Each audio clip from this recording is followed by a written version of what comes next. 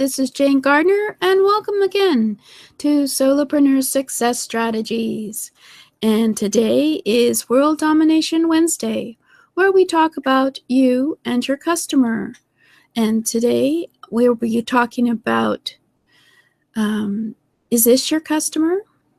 Anyway, that's the riddle for you today. Welcome. I'm Jane Gardner, and I work with my husband in Western Canada in our structural engineering firm. We've been in business for over 20 years. So I came out onto the internet about 3 years ago to talk to people about starting their own business. So let's get started on World Domination Wednesday. World Domination Wednesday is about your customer. It's about knowing how to define what your customer wants. Give your customer what they want. Keep those customers and keep growing your business with more customers.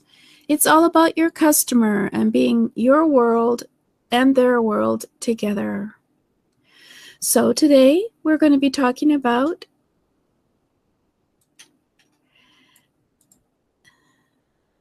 who are your customers. Well, everyone is not your customer, but today we're going to be talking about how to maybe detect what your buying style is of a customer in order to have a better relationship with them. So let's get started. So we looked at previously, your customers are those who want your solution to their problem, or they want your solution to fulfill their desire. And we talked about, if you go to my jgtips.com/YouTube and look for the World Domination Wednesday episodes, you will see previous discussions on what your customer wants and finding out what your customer wants and finding out who your ideal customer is.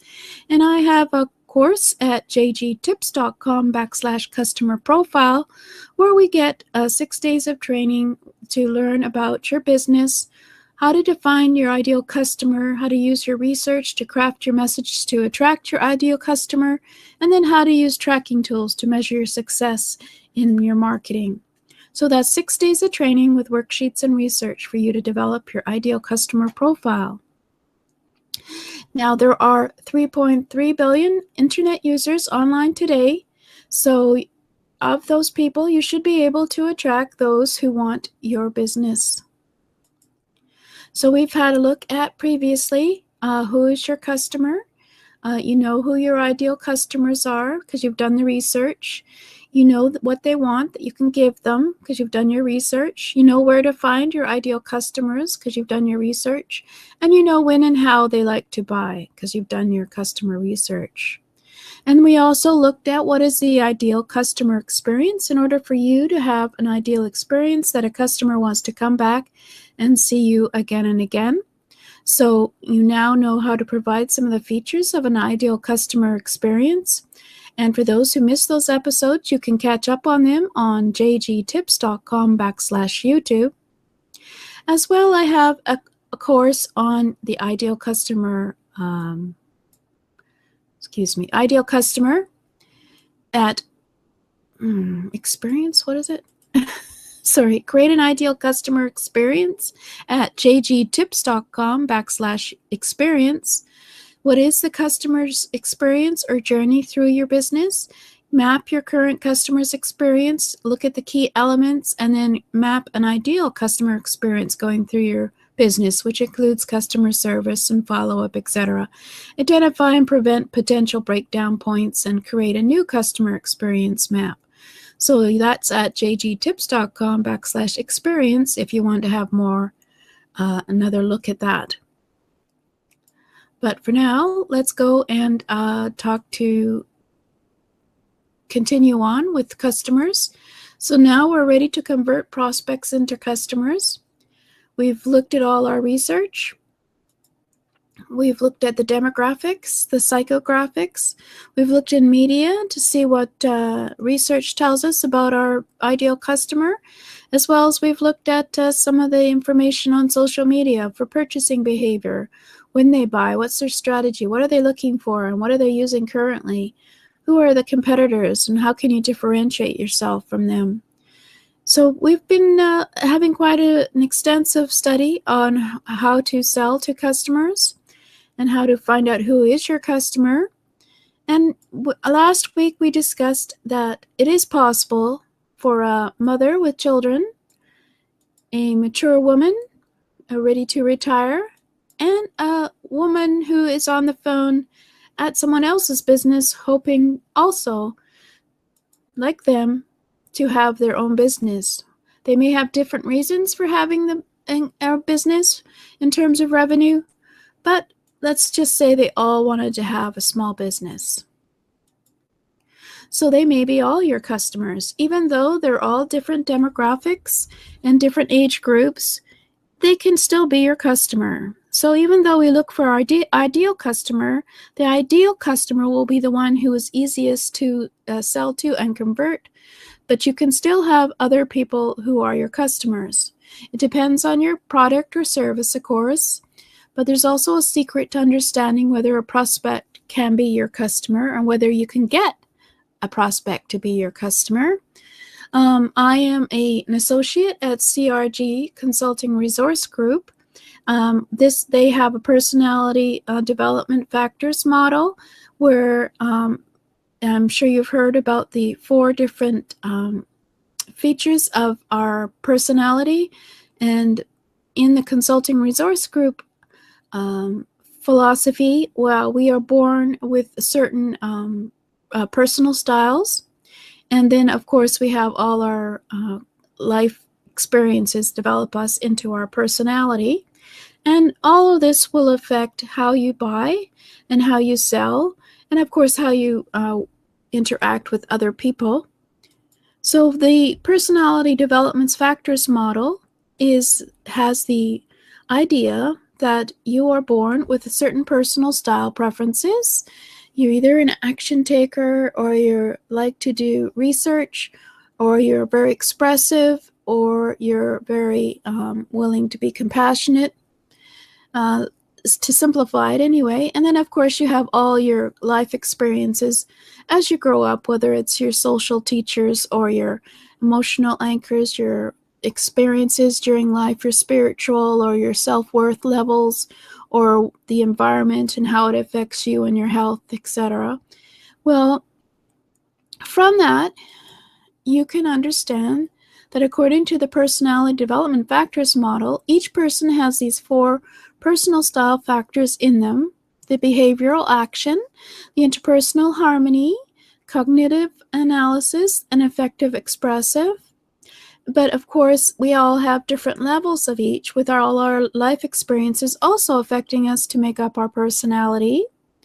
However, there are traits to the 4 personal styles which can be detected with knowledge and experience, such that you can adapt to another person's personal style for a better relationship.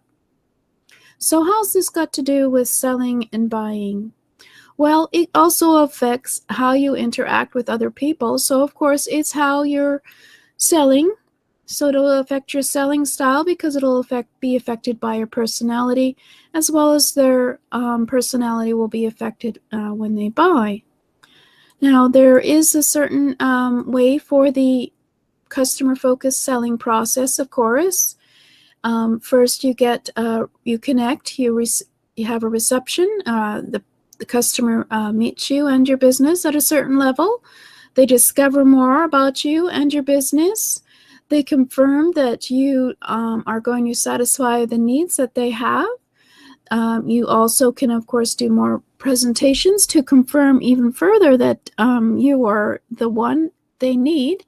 And then, of course, they purchase and confirm that they want what you are selling. And then, most importantly, of course, as a seller, you follow up with them, and that will keep them into a close relationship with you. Well, working with customers, your personal way of viewing the environment around you and reacting to it is the foundation for your sales style. So your sales style is unique from others. However, you can adapt and shift your sales or buying style to match your clients, which builds credibility and trust with them. So I know this is somewhat a simplified way of saying it, Let's see. So ask yourself, what are the characteristics of those customers that you find easiest to work with? And what are the characteristics of those customers that are most difficult to work with? For example, I am a fairly quiet person, and I am out here on the internet doing my best to bring myself forward. And I find that people who are like very loud and who are very demanding and focused in their demands and know what they want and aren't very good listeners, I find a withdrawal from them. So, for example, that would be I have a different style from that person, so I am withdrawing from that person. However, if I know what the various styles of people are, then I can adapt and work with that person by understanding that they have a different style and I need to adapt to it. So here's a quiz for you. Working with a customer, have you ever known a customer like this? For example, they get upset when you are too focused on closing the sale. When you're talking all about your product and you're not, interacting with them, and they get upset when you're not interested in them personally. So they wonder why all you're doing is talking about the sales, and when you haven't even asked anything about them or even where they live. For example, they get quite upset that you haven't recognized them as a person, for example. And then, do you know this customer when you've been dealing with customers? It's a customer who doesn't want you to interrupt them when they are speaking. They know what they want. They want you to give them detailed information or specifications when they are looking for a product. So they don't want to talk in generalities. They just want to make sure that they get what they want as quickly as they can because they know what they want.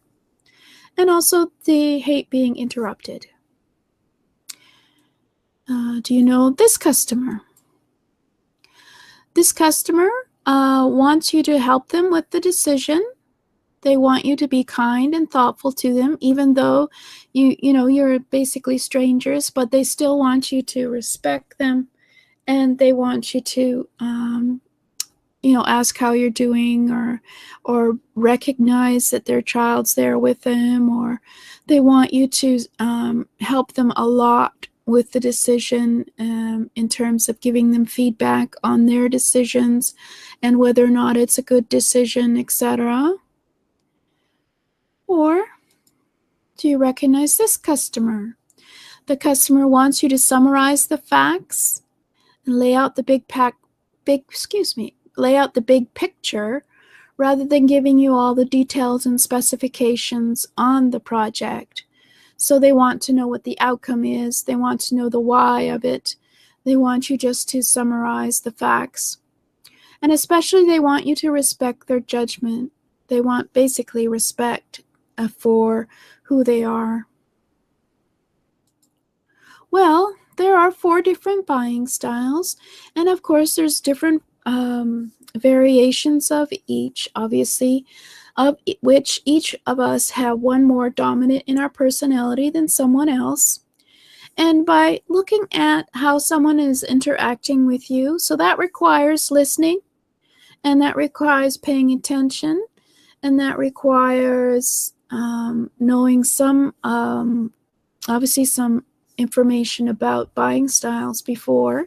You can detect a person's buying style, and then you can be more successful as a salesperson because you shift your selling style to match the buying style of that person. So this is what the theory is all about. Obviously, there's more involved with it than just saying there's 4 different types. There's certainly, I think there's 22 variations of personal style. But this is one of the things you have to think about when you are selling. And then the question becomes, even if you aren't on a phone with someone, or you're not in a group talking to someone, even when you are just have a product which people will buy, are you willing to create a product with at least 4 variations so that there are more people attracted to your product? So, for example, if you have someone who likes to buy and wants to know all the details and specifications, well, of course, on your product page, have all the details and specifications in one tab. In another tab, tell them what the benefits are with the product and how it will change their life, or how it respects their knowledge of the product and respects them. And then, of course, you can also have a video for those who like watching information, and then also audio recording for those who might want to listen to the information on their own at a own time.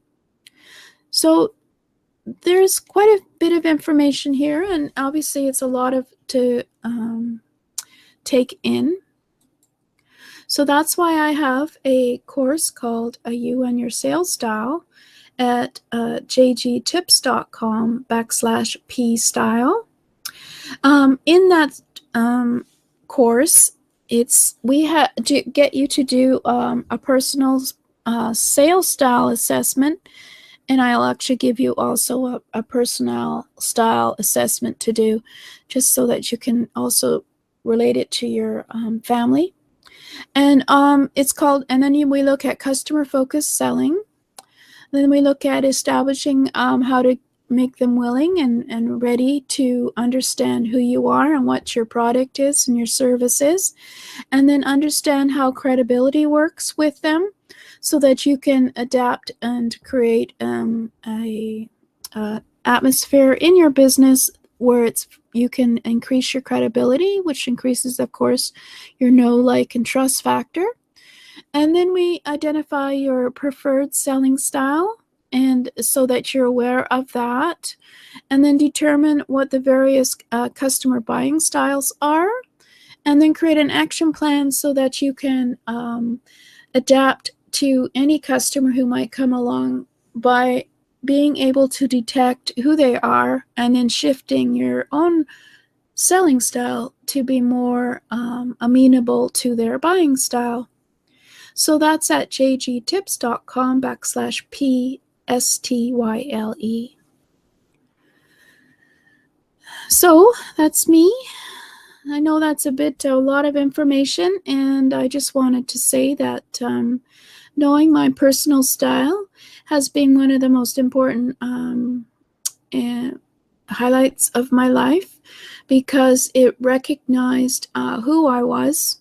I understood what my issues were with my personal style, as well as I know what the strengths of my personal style is, so I can have better relationships with my family and friends, and with customers, and with everyone else as well. So if you're interested, go to jgtips.com/p-style to have a look at the program. As well, of course, you can look at some of the previous shows at jgtips.com/YouTube. Thank you for listening. This is Jane Gardner.